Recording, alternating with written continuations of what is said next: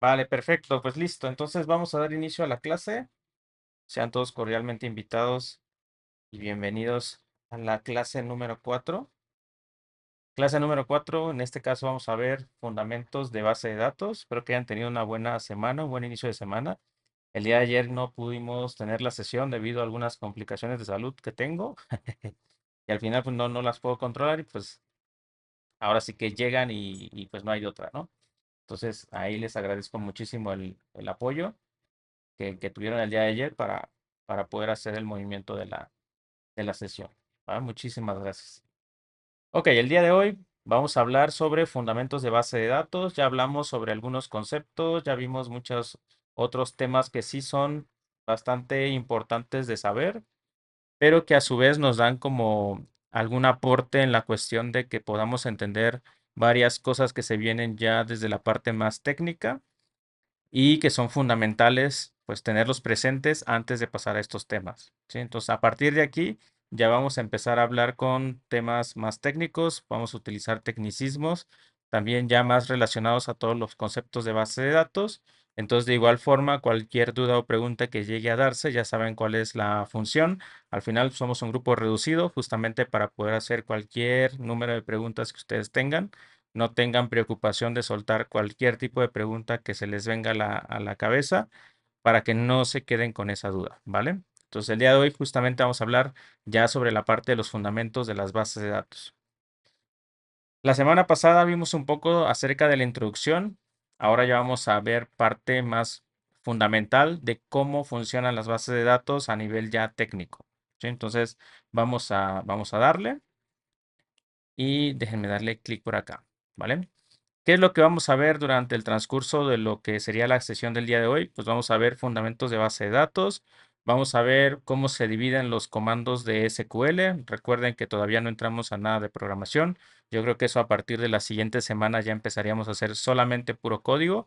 Ahorita estamos yendo más desde la parte conceptual, un poco ya entender la parte fundamental de cómo crear y estructurar nuestras bases de datos. Entonces ahorita no se preocupen de si no entienden algunos comandos de SQL que les mostraré el día de hoy. No se preocupen porque indagaremos un poco más en ellos cuando entremos ya específicamente al tema relacionado de base de datos de SQL.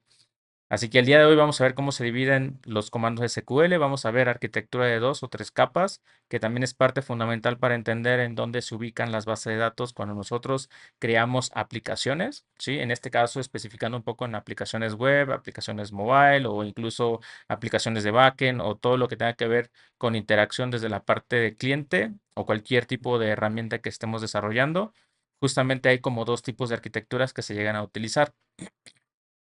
Vamos a ver también una parte que es la diferencia entre SQL y no SQL, que también es interesante pues tenerla presente, más que nada por el hecho de que muchas veces es necesario pues saber cómo es que funciona cada una de ellas, ¿no? Entonces es súper importante poder nosotros pues trabajar en ello y saber pues cómo tenemos que estructurar o crear cada una de esas bases de datos que nosotros estamos trabajando, principalmente para poder decidir entre una y otra. ¿Sí? Entonces vamos a ver todo eso.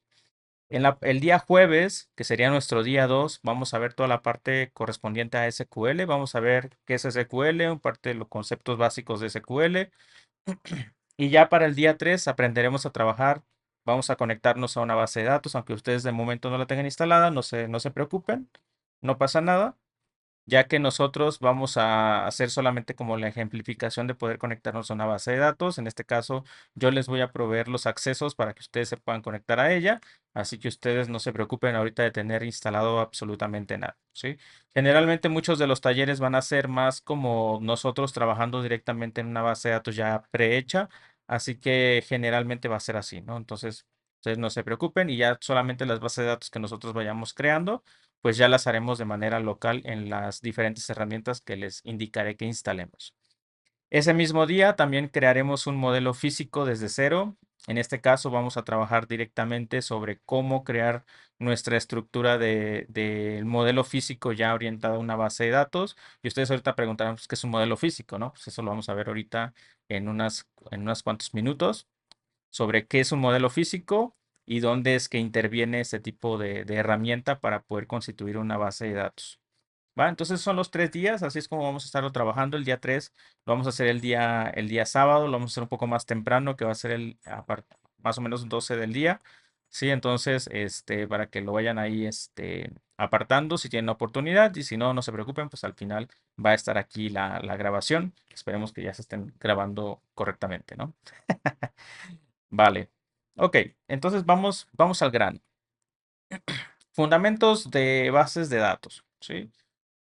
Principalmente nosotros vimos la semana pasada pues, que era una entidad, estuvimos trabajando un poco con modelos entidad-relación, estuvimos trabajando justamente creando nuestros modelos entidad-relación para poder constituir ya una parte conceptual de una base de datos. Por ahí estuvieron haciendo ustedes un ejercicio incluso en el taller práctico y pues fueron ustedes practicando un poco sobre lo que estuvimos viendo de cómo constituir ese modelo conceptual de diagrama entidad-relación. Principalmente, pues las entidades, pues nosotros las definimos como una cosa, un objeto en el mundo real, que lo podemos distinguir como tal de todos los demás objetos que pueden llegar a ser como más abstractos, ¿no? Algo que no puedes identificar de manera directa, sino que tienes que agarrar asociaciones de otro lado para poder representarla o distinguirla, ¿no? Entonces las entidades pues son esto, ¿no? Como los restaurantes, una orden de compra, un cliente, cualquier tipo de elemento que represente algo que se pueda distinguir, pues eso es lo que nosotros representamos como una entidad, ¿no? Al final, ya cuando nosotros pasamos a lo que son fundamentos de bases de datos, ya no los llamamos principalmente como entidades. Cuando ya hablamos más físicamente o técnicamente desde la parte de implementación de base de datos, generalmente les vamos a llamar tablas o lo vamos a llamar documentos en la parte de no SQL. Entonces, generalmente ya cambia como la percepción de pasar de un concepto a algo más fundamental en el mundo ya aplicado hacia la parte del desarrollo o diseño de base de datos, ¿no? Ya pasamos a cambiar un poco los conceptos técnicos, ¿no? Entonces, ya como tal, lo que vamos a empezar a ver a partir de aquí es una representación más lógica, algo que ya es más técnico, algo que al final representa por sí misma cómo es que la estructura a nivel de una base de datos se identifica, ¿no? Y para nosotros van a ser esas representaciones de nuestras entidades, algo que se puede distinguir como una tabla, ¿no? Dentro de un modelo lógico físico de base de datos. ¿Sí? Entonces las tablas son principalmente eso, son una representación lógica de las entidades y que pueden poseer tipos de características que nos van a permitir indicarle o asociar un comportamiento relacionado a ello, ¿no? Principalmente, como estábamos viendo en las diferentes tablas o entidades que trabajamos en las sesiones anteriores, cada una de estas pues, tiene sus propios atributos, tiene su propio estilo de funcionamiento, cada uno de ellos pues, va obteniendo como las diferentes asociaciones de datos relacionados para poder tener una distinción de esos elementos, ¿no? En este caso, como lo vemos ahorita en el lado derecho en la representación e ilustración gráfica, pues ya tenemos algo más representativos de la parte más técnica, ¿no? Ahorita si no logran entender todo lo que está a su derecha en cuestión del tipo de dato, que esto lo vamos a ir viendo ahorita a lo largo de esto, no se preocupen, ya que al final todo esto es lo que representa una tabla, ¿no? Es lo que al final va a distinguir a cada una de ellas como la representación o distinción de cada uno de los datos que estamos almacenando, vaya la redundancia, en nuestra base de datos, ¿no? Entonces, generalmente esta va a ser la representación lógica que nosotros le vamos a indicar a través de un modelo entidad-relación, que ya es más un modelo físico, ¿sí? Para poder darle indicaciones a personas que ya son más técnicas, un poco más allegadas hacia la parte de base de datos, para que se pueda entender cuáles son como esas características que posee cada uno de estos atributos o cada una de estas tablas, ¿vale? Entonces, esta va a ser la representación gráfica con la cual vamos a estar trabajando para poder darle indicaciones a nuestro sistema de base de datos sobre cómo tiene que dar o generar ese pequeño pues, almacenamiento de datos, ¿no? Entonces, vamos a empezar de primera mano con las llaves primarias, ¿sí? Esas SPK que ustedes vieron en la representación ilustrativa, ¿sí? En la parte gráfica, eso que nosotros distinguimos como PK son las que nosotros conocemos como primary keys, ¿sí? Que al final, al español lo podemos traducir como llaves primarias, que al final son propiedades dentro de una propia base de datos que identifican de forma única algo en una tabla, ¿no? En este caso, nosotros podemos distinguir cada uno de esos registros que tenemos dentro de esta pequeña tablita como únicos a través de esta llave primaria, ya que eso lo va a identificar. Sí, entonces, cada uno de esos elementos que nosotros vayamos creando o atributos que vayamos creando dentro de una tabla, le tenemos que atribuir cuál va a ser cada uno de ellos que se puede identificar como algo único, ¿no? En este caso, cada una de las tablas debería tener generalmente siempre una primary key, aunque no es relativamente obligatorio, simplemente siempre y cuando vayas a hacer a lo mejor una asociación entre una y otra. Y a través también si vas a hacer búsquedas dentro de cada una de ellas, ya que esto te va a permitir principalmente que también puedas realizar búsquedas un poco más eficientes a lo largo de todos los datos que puedas llegar a tener, ya que eso, al ser un identificador que lo representa, tú puedes ir directamente a buscarlo, ¿no?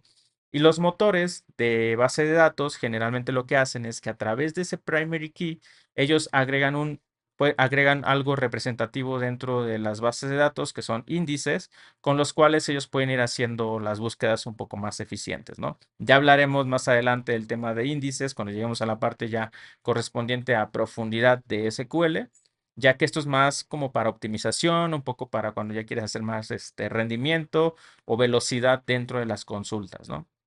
Al final, solamente lo que ustedes deben de entender es que el primary key permite que cada registro pueda tener una única combinación de valores. Si en este caso, si el ID es uno, no puede haber otro que tenga el ID uno. ¿Sí? Principalmente funciona para eso, ¿vale? Esas son lo que nosotros conoceremos como llaves primarias. A su vez, también tendremos algo conocido como llaves foráneas, ¿sí? Y estas llaves foráneas, tal como lo dice la palabra, pues son llaves que se heredan o se extienden de otras tablas, ¿no? Y ustedes aquí ya podrán un poco recordar la parte que vimos en los modelos de entidad-relación, refiriéndonos en la parte correspondiente a cuando hacíamos relaciones en la cual una de las tablas o una de las entidades pues heredaba o de cierta manera extraía atributos de otras tablas para poder distinguirse, ¿no? Esos atributos que se extienden de otras entidades o de otras tablas, nosotros las vamos a conocer principalmente como llaves foráneas o foreign keys, ¿sí? Que principalmente son propiedades con las cuales dentro de una base de datos establecemos una relación con otra tabla. Y estas siempre van a ir referenciadas a una primary key que existe en otra tabla, ¿no? Entonces, cuando nosotros vimos en nuestro modelo de entidad-relación, nos dimos cuenta de que justamente si teníamos de aquel lado una llave que se llamaba, no sé, ID.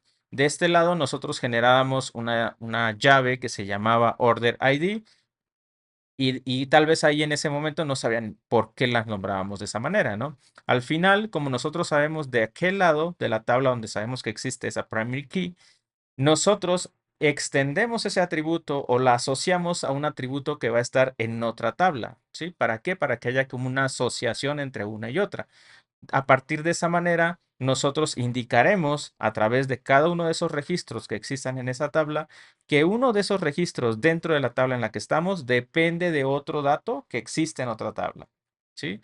Suena un poco locochón, un poco raro, porque al final justamente generas una dependencia, ¿sí? Generas una dependencia de esos registros para poder crear tú otros registros, ¿no? Y finalmente, esa es la parte esencial de los modelos de bases de datos relacionales, que al final, cuando nosotros tenemos una relación, pues es principalmente para eso, ¿no? Para hacer una relación fuerte entre un elemento que existe en un lado con otro elemento que está en otro lado, ¿sí? Esto que nos permite, pues justamente mantener, pues la integridad referencial en una base de datos. Si nosotros no hacemos ese foreign key y solamente definimos, no sé, la variable o el atributo customer ID, por decir algo, y no le ponemos que es un foreign key que está relacionado a la tabla principal, no sé, customers, pues entonces nosotros podríamos incluso aquí registrar cualquier tipo de identificador independientemente de si exista o no exista en la tabla que está al otro lado, ¿no? Si ese registro no existe, mi tabla va a seguir almacenando datos, ¿no? Y no habrá ningún problema. Por lo tanto, ahí perderías integridad de la información porque al final tendrías datos que pues no están relacionados a nada o que no tienen asociación con nada. Por eso mismo, cuando hacemos una foreign key, pues ya estamos haciendo una restricción de integridad de tipo referencia, ¿no? Estamos haciendo una integridad referencial, ¿vale? Entonces a esas nosotros los vamos a llamar llaves foráneas, ¿sí? Dicho de otra manera, pues foreign keys, ¿vale? ¿Tienen alguna duda, pregunta hasta el momento o estamos bien? ¿Sí? Voy a ver por aquí el chat. Igual estoy viendo ahí si ponen alguna así, manita, ¿Todo bien? ¿Todo bien? Eso. Vale, perfecto. Entonces, de igual forma, cualquier pregunta la pueden dejar por aquí, por el chat y las iré respondiendo. Ok, perfecto. Entonces, continuamos. Nosotros vimos la parte correspondiente al modelo entidad-relación y vimos cómo se definían los atributos y cómo se definían las entidades, las relaciones, la cardinalidad, etcétera, ¿no? Sin embargo, no les expliqué justamente cómo representar una llave primaria y una llave foránea. ¿Por qué? Porque justamente esto era parte de otro tema. Por lo tanto, si yo les indicaba esto, pues entonces iban a quedarse con la duda correspondiente a qué es una llave primaria y qué es una llave foránea, y entonces íbamos a entrar en un bucle de información, ¿no?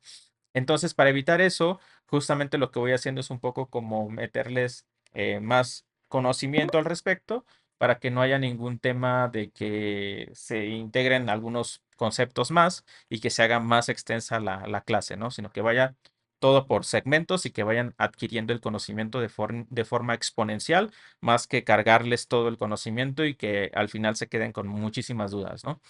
Entonces, tomando en cuenta lo que vimos la semana pasada en cuestión de modelo entidad-relación, la forma en la que nosotros podemos representar una llave primaria es a través de en este caso, marcándolas el texto, ¿sí? Un underline o un subrayado con el cual nosotros de esta manera le estamos indicando que en esa entidad este atributo pues corresponde a una llave primaria, perdón. ¿Sí? Y generalmente cuando nosotros queremos representar una llave foránea en alguna entidad, lo que nosotros tenemos que hacer es colocar un asterisco. Sí, que eso lo que hace es dar un indicativo como que es una referencia, ¿no? En este caso, estas son las dos formas en las cuales si ustedes ya cuando estén trabajando y estén generando su modelo entidad de relación ya de manera a partir de aquí, pues ya pueden ustedes representar las llaves primarias y las llaves foráneas a través de estos dos tipos de representación nuevos que acabamos de incluir a partir de los conceptos que les acabo de compartir al respecto de llave primaria y llave foránea, ¿vale? Eso solamente para que quede como algo que no les expliqué la semana pasada, justamente porque eran temas pues diferentes, ¿va? Ahora, algo que tenemos que ver también son sobre los lenguajes de bases de datos. Y no me refiero a que literalmente dentro de las bases de datos existan muchos tipos de lenguajes de programación. Sí, no, me refiero más sobre cómo nosotros debemos interpretar la forma en que SQL genera los diferentes tipos de comandos o interpretaciones que nosotros le damos a una base de datos a través del propio sistema gestor de base de datos, ¿sí? Y a partir de ello tiene como diferentes lenguajes, ¿sí? Pero estos lenguajes son la manera en la que nosotros nos comunicamos con ese gestor. Al final, para nosotros es simplemente SQL, pero cada uno de esos comandos se subdivide en diferentes tipos de lenguajes que hacen diferentes comportamientos, ¿sí? Por lo tanto, el día de hoy vamos a ver cuáles son los lenguajes de bases de datos existentes dentro de un sistema de gestión de base de datos, ¿va? El primero que vamos a ver es LLD, ¿sí? Que al final lo podemos traducir como lenguaje de definición de datos. En inglés, pues es Definition Data Language, ¿sí? Que al final es un conjunto de comandos que nosotros utilizaremos para poder definir y modificar la estructura de una base de datos, ¿sí? En este caso, si nosotros vamos a crear una nueva, pues vamos a generar toda la parte de crear nuestra base de datos, utilizaremos los comandos correspondientes. Pero si ya tenemos una base de datos hecha, vamos a tener que modificar en algunas ocasiones su estructura, ¿no? Como quitar una columna, poner una columna nueva, cambiar las restricciones, a lo mejor modificar el tipo de dato, cualquier tipo de definición que tenga que ver con alterar o crear en la parte de la estructura de una base de datos, se conoce como DDL, ¿sí? Cualquier comando que utilicemos para ello va a ser a través del lenguaje de definición de datos. Con esto, pues vamos a poder definir características de los datos, como por ejemplo el tipo de dato, vamos a poder definir la longitud, vamos a poder crear definir restricciones, etcétera, ¿no? Como podemos ver desde el lado derecho en la representación tenemos un pequeño comando que lo que hace es crear una tabla, va a crear una tabla. Y para eso utilizaremos el comando createTable, donde indicamos el nombre de la tabla y las propiedades con las cuales se va a generar, ¿no? En este caso va a tener un identificador que tiene su tipo de dato, que es UUID, que es un Universal Unique ID, ¿sí? Que es un identificador que, si quieren, ahorita lo vemos, pero es un identificador que literalmente tiene una longitud, no recuerdo si son 4 por 4 por 4, 4 por 8, como de 32, longitud de 32, no recuerdo muy bien, pero es un número muy grande que al final es único, ¿no? Y lo identifica dentro de una base de datos. En lugar de tener un número del 1 en adelante, generas algo muy aleatorio que al final te va a permitir, pues, definir miles de millones de registros, ¿no? Después tenemos una propiedad total con un tipo de dato float, que pues, en este caso es flotante, ¿no? Para poder guardar puntos decimales o datos que sean con muchos decimales, que también pues tiene sus límites, pero eso ya lo iremos viendo conforme la práctica que vayamos utilizando, porque hay muchas definiciones de tipos de datos, ¿no? Y no vamos a poder indagar en absolutamente todas. Aquí ya dependerá de las necesidades que tengas del proyecto, pues, serán los tipos de datos que empezarás a utilizar de acuerdo a esas necesidades, ¿no? Nosotros aquí vamos a ir viendo al menos todas las que son como fundamentales y ya de ahí pues se extiende mucho más, ¿no? Hay muchísimas otros tipos de propiedades. A su vez, también además de este comando de create, tenemos también como drop, tenemos alter, tenemos el comment, tenemos el rename para renombrar o el truncate, sí que es como para pues, borrar los elementos que están dentro de la tabla, o sea, limpiarla, literalmente. ¿Sí? Entonces, todos estos comandos pues pertenecen a ese lenguaje, ¿no? Al lenguaje de definición de datos. Y nuevamente les reitero, esto es más como una categorización de los comandos existentes dentro de una base de datos para poderlos asociar a sus diferentes comportamientos o a lo que se encargan de hacer, ¿no? Entonces, eso sería el LLD. Después tenemos el LMD, que es el lenguaje de modelado de datos, ¿sí? Nada más que aquí no lo cambié, ¿sí? Es el lenguaje de modelado de datos que es un conjunto de comandos que nosotros pues podemos utilizar para poder ya nosotros interactuar con los datos que ya están almacenados. ¿Sí? En este caso, si tú quieres ir a obtener la información, si tú quieres agregar más información, si tú quieres eliminar esa información, si tú quieres actualizar esa información, o sea, cualquier tipo de comando que necesitemos ejecutar para poder interactuar ya con la información que tenemos en esa base de datos, se le conocerán pues justamente como LMD o DML, ¿sí? Que es más conocido en el inglés como Data Modeling Language, ¿sí? En este caso, para poder hacer el modelado de la información. Con esto vamos a hacer pues lo que nosotros queramos relacionados a interactuar, como insertar, consultar, actualizar, etcétera, ¿no? Aquí del lado derecho, pues pueden ver un pequeño ejemplo, si donde tenemos un select, donde hacemos que vamos a seleccionar todo, ¿sí? Absolutamente todo lo que está dentro de la tabla orders, ¿sí? Entonces con esto ya ejecutamos el comando y pues ¿qué es lo que va a hacer? Pues extraernos toda la información que está justamente ahí en esa tabla, ¿no? Después, ¿qué pasa si yo quiero agregar otro dato en esa tabla, ¿no? Por lo tanto, nosotros podemos hacer un insert into, ¿sí? Que es un comando con el cual podemos decir que es un insert. En este caso, vamos a insertar dentro de la tabla orders, ¿sí? Le indicamos cuáles son los campos que vamos a rellenar nosotros, que en este caso es ID, total. Pueden irlos colocando ustedes de la manera en las que los vayan a registrar y después cuáles son los valores correspondientes a cada uno. Aquí pues obviamente ya son de forma tal cual como los definimos en la parte de arriba, tienen que ir generados los valores, ¿no? En este caso el ID sería 1 y el total sería 12.14, ¿no? Por decir algo. Dentro de estos otros comandos que existen, pues tenemos el delete, el update, tenemos el merge, tenemos el call y el loop table, ¿no?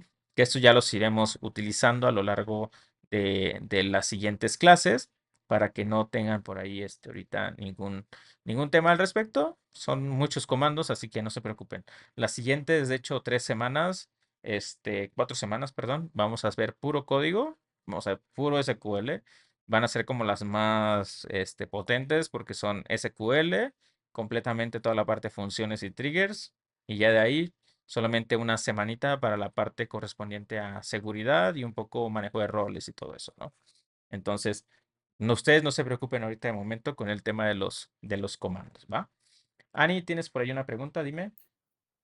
Sí, me imagino que lo vamos a ver más adelante, pero Ujú, em, ¿tiene algo que ver que no sea como un solo renglón? O sea, es decir, que tengas como estas, pues no sé cómo llamarlos, como estas órdenes o estos comandos y que estén como cada uno en un renglón. ujú. No tienen principalmente una orden, ¿sí? O sea, tú puedes definitivamente generar todo el comando en una sola línea. Lo único que va a distinguir una línea entre otra va a ser un punto y coma, que es donde SQL define hasta dónde se va a ejecutar el comando de lo que tú tienes seleccionado. Entonces ya a nivel de estructura es más como para legibilidad, para que entiendas un poco qué pertenece a qué y cómo va asociado. Porque cuando tienes muchos atributos, esto crece muchísimo, ¿sí? Esto de aquí crece muchísimo y también esto de acá pues crece dependiendo del tipo de dato que vas a registrar. Ujú. Entiendo, gracias. No por nada. Vale. Entonces esto es lo relacionado a lenguaje de modelado de datos. Después tenemos LSD, no se emocionen, ¿sí? No se emocionen. Es el lenguaje de control de datos, que al inglés lo conoceríamos como DSL, ¿sí? Que es un conjunto de comandos que podemos nosotros utilizar para controlar el acceso y los privilegios, ¿sí? Por eso es que les digo que al final no es como que tengamos diferentes lenguajes para poder comunicarnos con la base de datos, sino más bien es como una categorización de la forma en la que nosotros nos comunicamos con esa base de datos, ¿no? Son esos comandos, cómo es que se categorizan. Entonces, estos comandos nos van a permitir a nosotros controlar eso, controlar el acceso y controlar los privilegios. Esto al final nos va a permitir pues establecer y gestionar pues los permisos, un poco las restricciones para poder nosotros garantizar la seguridad e integridad de la información, ¿no?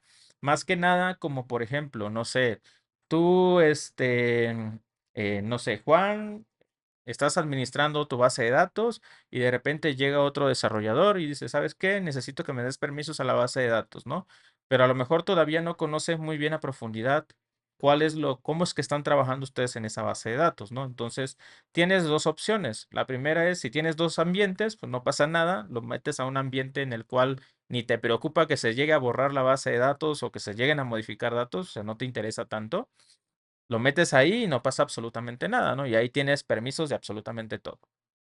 Pero si es una persona que a lo mejor, no sé, le encargaron una tarea de acceder a información y poder modificar esa información con base en actualizaciones que acaban de tomar en consideración, pues entonces tienes que dar accesos de, pues, obtener información, un poco modificar y hasta ahí, ¿no? Pero ¿cómo te aseguras de que no pueda hacer algunos otros tipos de acciones, ¿no? Imagínate, no sé, tiene un archivo de SQL ahí con sus comandos guardados y de repente tiene un delete que hace que borre todo, ¿no? Y lo ejecuta, ¿no? ¿Cómo te aseguras de que eso no suceda en este tipo de ambientes? Pues a través de este tipo de comandos nosotros podemos administrar esos permisos que llega a tener de forma muy granular, ¿sí? En este caso, por ejemplo, en el comando que vemos aquí, le estamos indicando que esta persona, en este caso, le voy a conceder permisos de solamente seleccionar, insertar sobre la tabla de orders a la persona, ¿no? En este caso, al usuario con el cual hayas registrado dentro de la base de datos y ya con eso le indicas el acceso hacia dónde, ¿no? Y aquí, si se fijan, no le estamos dando acceso a toda la base de datos, sino solamente a esa base de datos y específicamente a esa tabla, ¿no? Entonces, con eso ya podemos nosotros ir controlando un poco el acceso que se llega a tener a la información o cómo se puede consultar, ¿sí? Ya nosotros aquí podemos ponernos tan estrictos a como lo necesitemos, ¿vale? Dentro de estos comandos, pues no vamos a tener muchos. Habrán algunos otros más que variarán dependiendo del tipo de motor de base de datos que estén trabajando.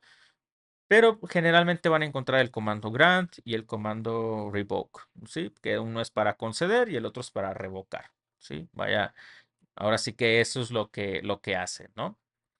Después de eso también tendremos el LST, sí, que es un lenguaje de control de transacciones o Transaction Control Language, que es un conjunto igual de comandos con el cual nosotros podemos controlar el inicio y el fin de las transacciones, ¿sí?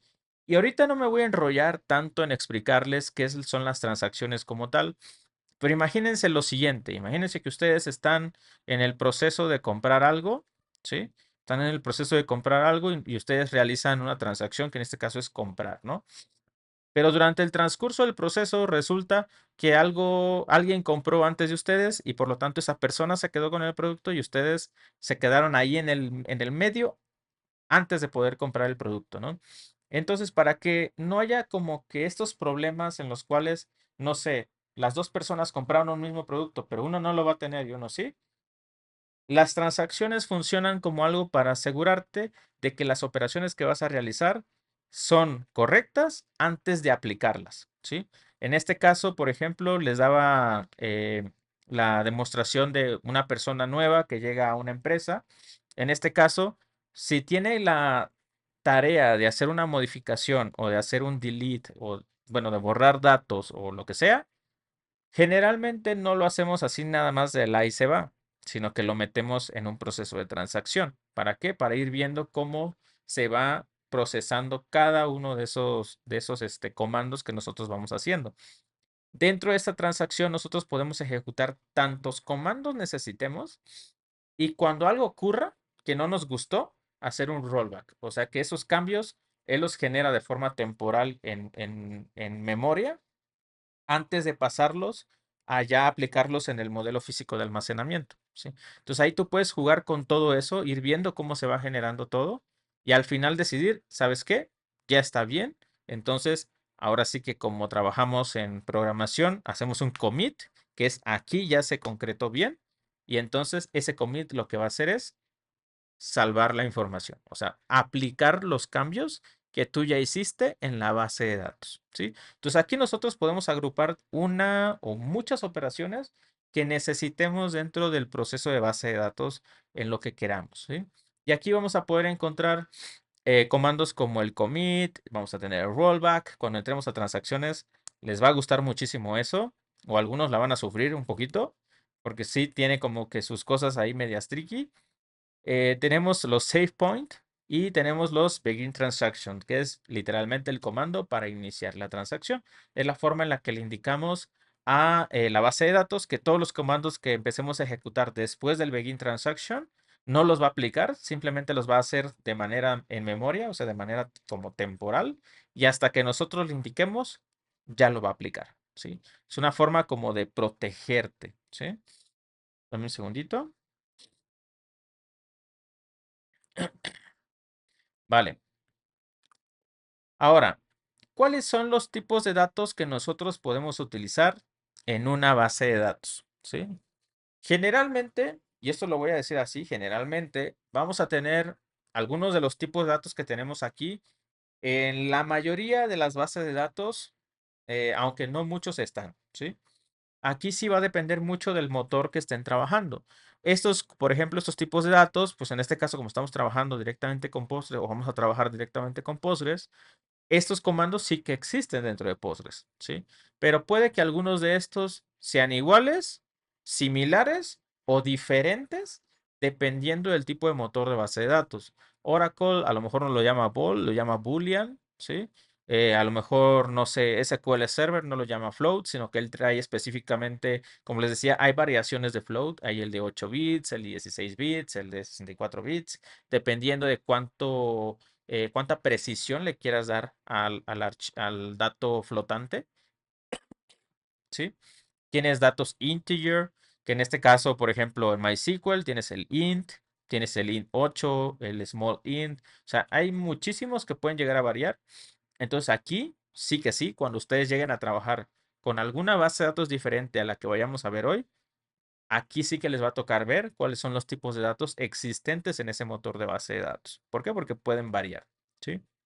Por lo tanto, los podemos categorizar de la siguiente manera, ¿no? Vamos a poder tener valores de verdadero y falso, vamos a poder tener tipos de datos que gestionen caracteres, vamos a tener tipos de datos que gestionen números, ¿sí? Van a ser numéricos, vamos a tener tipos de datos que gestionen tiempo, como lo pueden ser las fechas, la hora, un timestamp que es completo, tanto fecha como hora, datos de intervalo, ¿sí? O algo que se considera como tipos de datos de tipo extensión, que son datos que no vienen puramente en el motor, o sea que no es como que SQL ya los haga funcionar, porque no vienen propiamente en ese motor, sino que estos ya son extensiones que puede llegar a tener cada uno de los motores. Por ejemplo, Postgres pues te da el soporte para poder trabajar con JSONs, te da soporte para trabajar con UUID, que esto tampoco no es como que exista, sino que es una extensión que nosotros tenemos que habilitar en la base de datos para poder utilizar este tipo de datos. También puedes registrar XML y hay infinidad de extensiones que nos van a ayudar a nosotros a poder extender todavía mucho más el motor de base de datos de acuerdo a las necesidades reales que podamos llegar a tener en nuestro proyecto. ¿Sí? Por eso es que de cierta manera pues tenemos que empezar a ir viendo cómo es que nosotros podemos trabajar con diferentes tipos de datos, ¿no? Entonces, a partir de ellos, como nosotros podemos, pues, trabajarlo, ¿no? Entonces, esos son los tipos de datos. Después, ahora sí, vienen las restricciones. Y las restricciones quiero que las entiendan de esta manera. Tal cual son las normas o reglas que ustedes le indican a algo y que sí o sí tiene que ser así, ¿sí? Finalmente, para que nosotros podamos garantizar tanto la integridad como la coherencia y la consistencia de esa información, ¿sí? O sea, tenemos que asegurarnos de que realmente los datos se tienen que almacenar como nosotros queramos, ¿sí? Y de esta forma nosotros vamos a poder indicar qué se puede y qué no se puede almacenar dentro de un valor de base de datos. Sí, o sea, no sé, si tu atributo se llama total y es de tipo flotante, no vas a poderle poner una cadena, no vas a poderle poner un número superior al valor que te acepta el tipo de dato, porque incluso los tipos de datos tienen como sus valores máximos y mínimos que pueden llegar a tener, al menos cuando se consideran de tipo numéricos, si tienen como un máximo y un mínimo. Por lo tanto, es importante que cuando nosotros definamos esas restricciones, lo hagamos basándonos en el modelo de negocio específico de lo que estamos trabajando, ¿sí? ¿Para qué? Para no ponernos tampoco el pie en lo que estamos desarrollando, ¿sí? Porque al final, recordemos que pues, las bases de datos son justamente también para brindarnos flexibilidad, pero eso no significa que tengamos que dejar de lado la integridad y la coherencia, ¿sí? Sino que tenemos que ser justamente mantener ahí el balance entre las reglas que te permitirán a ti tener datos mucho más eficientes y consistentes para en este caso el modelo de trabajo o de negocio de lo que tú estás haciendo, ¿no? En este caso, las restricciones las vamos a poder utilizar de diferentes formas. Vamos a tener restricciones de tipo de dato, que son las que les decía. Si es de tipo entero, solamente acepto entero. Si le quiero poner un 1.5, no funciona. ¿Sí? Entonces, no puedes poner 1.5. Si quieres 1.5, lo tienes que cambiar a punto flotante. Si no, no te dejo almacenarlo en 1.5, solamente valores enteros. Puedo hacer restricciones de longitud, como por ejemplo un nombre que a lo mejor no quiero que sea una cadena de caracteres de 255 caracteres, porque no sé si pueda llegar a utilizarse en un nombre de 255 caracteres, que creo que sí hay uno en el mundo, si no me equivoco, pero no creo que llegue a nuestra base de datos y lo tengamos que registrar, ¿no? Y si hay que hacerlo, pues ya veremos la forma de aplicarlo después, ¿no?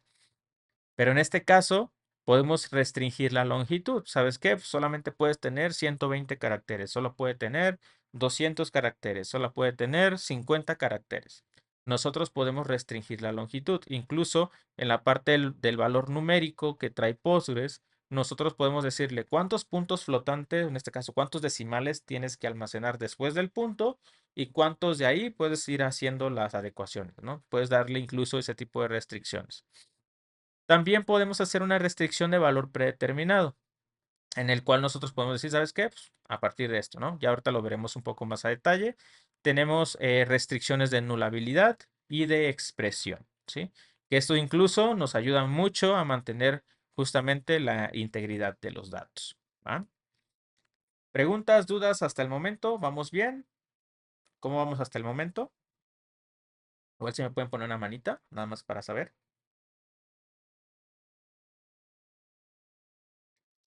¿Todo bien? Perfecto. Adelante, Juan. Yo no sé si es que me descuidé como 40 segundos por aquí. Lo Ajá. de expresión, ¿ya lo explicaste? No, lo vamos a explicar ahorita más adelante. Ah, bueno. Eso vendría siendo como lo del check. Exacto. Ah, perdón, está bien. Sí, sí. Vale, tomé un poquito de agüita porque ya se me estaba resecando la boca. Vale, entonces continuamos. Restricción de tipo de dato. Con este tipo de restricción, tal como les comentaba, vamos a poder nosotros definir qué es lo que puede contener la columna o el atributo que estemos definiendo. ¿Sí? Podemos hacer restricciones de todos los tipos de datos que tengamos, como enteros, cadenas de texto, fechas, lo que sea, con tal de nosotros asegurarnos de que los valores que se van a registrar o almacenar dentro de ese atributo o columna, ya hablando de tabla, sean del tipo que nosotros esperamos que sean, ¿sí? En este ejemplo, como podemos ver del lado derecho, tenemos dos comandos de creación de tabla, una para creación de orders y otra para creación de customers. Y tenemos en la primera tabla dos atributos, el identificador y el total, ¿no? En este, el primer atributo de ID está definido como un tipo de dato UUID, por lo cual si nosotros queremos poner un 1, si queremos poner un 2, si queremos poner un 3, no va a funcionar. ¿Por qué? Porque el comando de UUID, si nos vamos aquí a Google y le ponemos UUID, vamos a poder ver que la forma en la que nosotros hacemos este tipo de identificador es de esta, ay, perdón, es de esta manera. Esta es su estructura, ¿no? Por lo tanto, si nosotros queremos registrar un tipo de dato de este estilo, de tipo UUID, tendríamos que definir justamente este valor en la tabla, ¿no? Y entonces se registraría. ¿Por qué? Porque ya estamos colocando un tipo de dato aceptado por el tipo de dato, ¿sí? En este caso, un UUID. Lo mismo pasaría con el total. Si nosotros queremos poner un 1, habrá algunas bases de datos que aceptan el 1 porque lo colocan como 1.0 o lo aceptan como 1.0, así que funcionará, ¿sí? Habrá otras que a lo mejor son un poco más estrictas o ya depende de cómo esté configurada la base de datos, de cómo va la restricción de float, ¿no? Pero dependerá de eso. Pero algunas te van a aceptar el 2, 2.1, 2 tantos decimales, o sea, puedes irte a decimales grandes, ¿no? Y esos tipos de datos, pues pueden ser tanto negativos como positivos. Por eso es que les digo que tienen un mínimo y tienen un máximo. ¿Por qué? Porque van incluso desde el máximo que puedes llegar en positivo hasta el mínimo que puedes llegar en negativo. Es el mismo valor en ambos lados. De esta misma forma, también en la parte de abajo tenemos el nombre. ¿Sí? Tenemos en el customer, tenemos el nombre, donde estamos indicándole un tipo de dato varchar, ¿sí? Que es un varchar, que es pues, una cadena de texto, que pues en este caso son múltiples caracteres, ¿no? ¿Por qué? Porque también hay un tipo de dato que es char, que en este caso es para soportar solamente caracteres, ¿sí? En este caso le estamos indicando que es de tipo varchar y acá le estoy indicando algo que ahorita vamos a ver, ¿vale? Entonces son los tipos de restricción de, bueno, basándose en el tipo de dato, ¿vale? Después tenemos la restricción de longitud, donde nosotros podemos especificar la longitud que puede llegar a tener el tipo de dato. Ahora, estos dependerá del tipo de dato. Hay tipos de datos que no te soportan longitud. Entonces, cuando ustedes ya vayan a utilizar cada uno de los tipos de datos, van a poder ver cuáles son como sus configuraciones que le pueden dar, ¿no? En este caso, varchar o varchar tiene el soporte hasta 255 caracteres. O sea, ustedes por defecto, si le ponen varchar, pues va a utilizar el 255, ¿no? Entonces, a través de esto, nosotros le especificamos la longitud máxima permitida para el valor de ese atributo o de esa columna, ¿no? En este caso, en el nombre máximo vas a poder tener 180 caracteres y en el apellido, pues vas a tener solamente 200 caracteres, ¿no? A su vez, también tenemos un tipo de dato que es text, que este no tiene límite de caracteres y se utiliza generalmente cuando queremos almacenar contenido, textos muy grandes dependiendo del tipo de dato o del tipo de comportamiento que le estemos dando, ¿no? Entonces, a partir de eso es como nosotros pues vamos generando cada uno de estos atributos, ¿no? Entonces, esta es la restricción de longitud con la cual ustedes pueden restringir el tamaño que puede llegar a tener. Generalmente lo van a usar mucho con este varchar o con el tema de caracteres o tipos de datos de texto, pero como les digo, también hay para otros tipos de datos. Ya lo iremos utilizando a lo largo de que vayamos utilizando ya un poco más pues SQL, ¿no? Vale, después tenemos la restricción de valor predeterminado. De esta manera nosotros vamos a poder indicarle a un tipo de dato cuál es el valor por defecto que va a tener una columna, siempre y cuando no se le haya proporcionado un valor. En este caso, no sé, tú quieres registrar una nueva orden, pero no tienes el total ni el subtotal todavía. Y aún así tú quieres registrar ese dato. Lo puedes hacer, puedes ponerle su UUID y no le pones los otros dos datos y automáticamente la base de datos, a partir de la definición o la restricción que tú le pusiste aquí, agregará los valores por defecto que estén indicados. ¿Sí? Y entonces de esta manera le estamos indicando que si no se coloca un subtotal, por defecto va a poner un 0. Si no se coloca un total, por defecto pondrá un 0. ¿Sí? Esta es la manera en la que nosotros le añadimos una restricción a la tabla para que cuando ya se empiecen a procesar los datos o se empiecen a generar, pues ya tengamos algo muy, muy concreto, ¿no?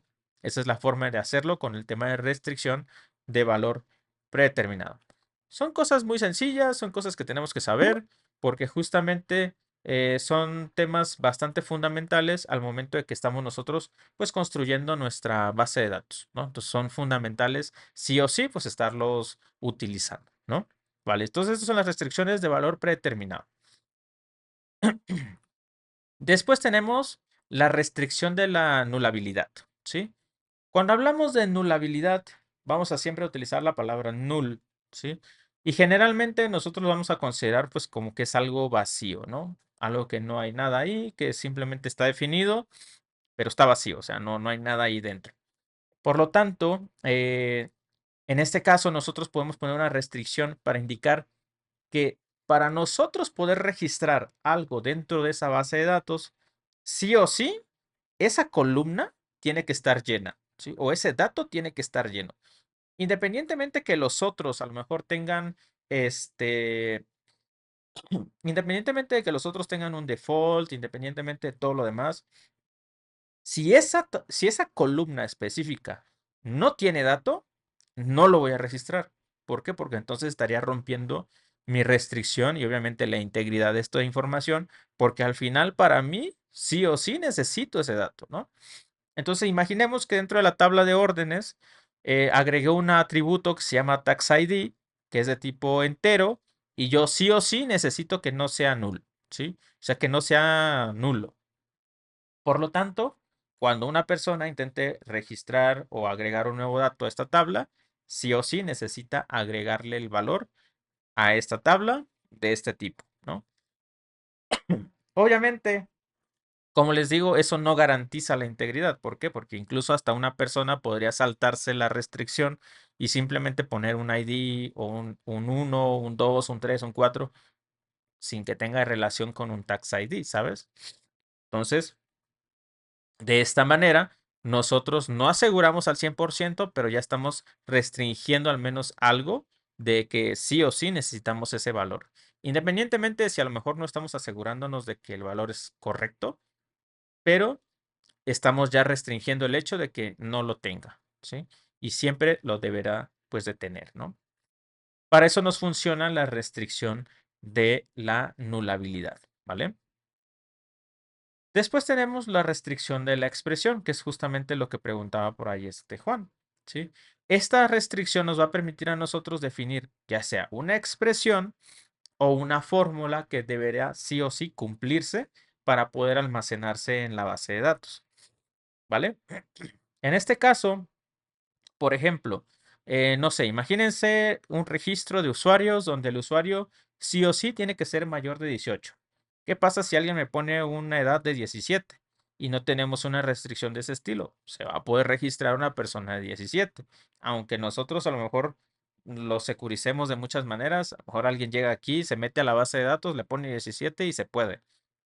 Bueno, para mantener un poco la integridad ahí, podemos utilizar esta restricción de expresión, donde nosotros vamos a poder utilizar expresiones literal de la parte como operadores lógicos, un poco toda la parte de mayor que, menor que, igual, etcétera. O hay otro tipo de funciones que hay dentro de Postgres, que de igual forma las iremos viendo, con las cuales nosotros podemos hacer incluso validaciones un poco más extremas, ¿no? Como por ejemplo validar un regex expression para una expresión regular. Podemos hacer una validación de otras columnas haciendo sumatorias y ver si ese valor hace algo y suma lo que tú necesitas y poder hacer que eso vaya más allá de lo que tú necesitas. O sea, puedes hacer cualquier tipo de expresión o fórmula necesaria, incluso utilizando los atributos que tienes en la tabla. En este caso, tenemos el atributo quantity, ¿sí? Que en este caso estamos solicitando la cantidad de pues, elementos que se han agregado a esta orden, ¿no? Es de tipo entera y se va a hacer una validación. En este caso vamos a validar a través del check que la cantidad sí o sí sea mayor que 0. O sea que si tú pones un 0, no se va a almacenar esa orden. ¿Por qué? Porque la cantidad tiene que ser mayor que 0, ¿sí? Pero si ya pones un 1, si pones un 2, si pones un 3, ya se almacenará la orden dentro de la tabla, ya con los datos que tú le estés ingresando y obviamente tomando en consideración todas las demás restricciones que hemos definido, ¿sí? Entonces, todas estas restricciones que estamos viendo nos ayudarán a hacer algo mucho más expresivo, ¿sí? Al final, como les menciono, todo esto que nosotros vemos aquí se traduce en algo que ya las personas que trabajamos en el ámbito técnico lo vamos a comprender, ¿sí? Quienes vamos a trabajar con la base de datos lo vamos a entender. Si viene otra persona que quiere trabajar con la base de datos, lo va a entender. ¿Por qué? Porque esta es la forma en la cual nosotros le estamos dando una identificación, una restricción a algo que nosotros estamos creando, ¿sí? Esa es la representación física del mundo real de una base de datos. ¿Sí? Esta es la forma en la que nosotros vamos a poder saber qué es lo que se puede y qué es lo que no se puede hacer dentro de una tabla, de una columna o de un valor que estemos intentando almacenar dentro de una columna. ¿Va? Ya si lo queremos ver de otra forma, viene otra restricción que es la restricción de valor único. Esta restricción nos va a garantizar que los valores que estamos almacenando en esa columna sean únicos en la tabla. O sea, hace que no pueda haber dos registros con el mismo valor en esa columna igual, ¿sí? ¿Y cómo podríamos hacer un ejemplo? Pues sencillo, cuando estamos gestionando usuarios, si ustedes se habrán dado cuenta, cuando crean una cuenta a lo mejor en Netflix, en Facebook, en Twitter, en cualquier otra herramienta que lleguen a utilizar, si ustedes llegan a intentar generar una cuenta con el mismo correo, no los va a dejar. ¿Por qué? Porque ellos están restringidos a que solamente pueda haber una cuenta por correo, ¿sí? Por lo tanto, aquí a través de este tipo de restricción le estamos indicando que el correo electrónico va a ser de tipo varchar, una longitud de 255, que es la máxima, único, ¿sí? Perdón. O sea que no puede haber otro valor igual en esta columna, ¿sí? Tiene que ser diferente, sí o sí, ¿vale? Por lo tanto, esto también nos va a ayudar muchísimo para temas bastante interesantes que ya ustedes cuando empiecen a trabajar un poquito más con la base de datos, van a ver que va a ser de mucha utilidad. Ahora sí, ya viéndolo desde la parte, un ejemplo de uso, este es un ejemplo de una creación de una tabla utilizando algunos de los puntos que vimos anteriormente con las restricciones, con los tipos de datos e incluso ya aquí les estoy mostrando el tema de los primary keys, ¿sí? Aquí estamos generando a través de este comando una tabla que se llama employees, que tiene un identificador de tipo UUID, que es nuestro primary key. Tenemos un atributo que es nombre, ¿sí? Tenemos un atributo que es nombre de tipo varchar con una longitud de 100. no va a ser null, ¿sí? Aquí ya le estamos especificando, no va a ser null, por lo tanto no puede estar vacío. El correo es de tipo varchar con longitud de 255 caracteres y debe ser único. La edad es de tipo entero, ¿sí? Y vamos a validar que la edad sea mayor o igual a 18 años, ¿sí? A su vez, también tenemos una fecha de contratación que va a ser de tipo date y su valor por defecto, si se fijan aquí, estamos usando una función que existe dentro de Postgres y creo que también existe en MySQL y en algunas otras bases de datos más, que es current date, que esta es una función que literalmente lo que está haciendo es traerse la fecha actual. Por lo tanto, si no me ponen la fecha de contratación en el registro de la fecha de contratación, yo automáticamente cuando haga la creación del registro, pues le agregaré la fecha actual, ¿sí? En este caso, el now, la fecha en la que nos encontremos en ese preciso momento en formato de date, ¿vale?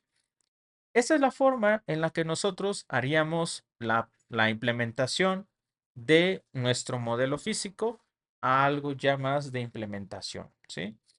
Ahora, generalmente la forma más fácil que utilizamos los desarrolladores cuando hacemos bases de datos es literalmente ir a un programa con el cual generemos el modelo físico, definamos todas las restricciones, al final nos genera todo este código que tenemos aquí y lo ejecutamos para crear la tabla, ¿sí? O utilizamos otro tipo de programas para poder generar este tipo de modelos un poco más de forma programática.